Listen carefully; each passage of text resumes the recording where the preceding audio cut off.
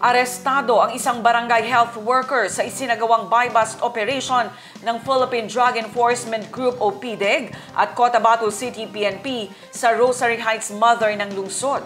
Nakumpiska ng otoridad sa operasyon ang mahigit 200,000 piso na halaga ng suspected shabu. Idetalye mo, Naptali Bendol. Calaboso si alias Sonia, 32 anyos, barangay nutrition scholar, sa ikinasang buy-bust operation ng Philippine Drug Enforcement Group at Cotabato City PNP araw ng Miyerkules sa Santa Maria Street, Mother Barangay Rosary Heights, Cotabato City.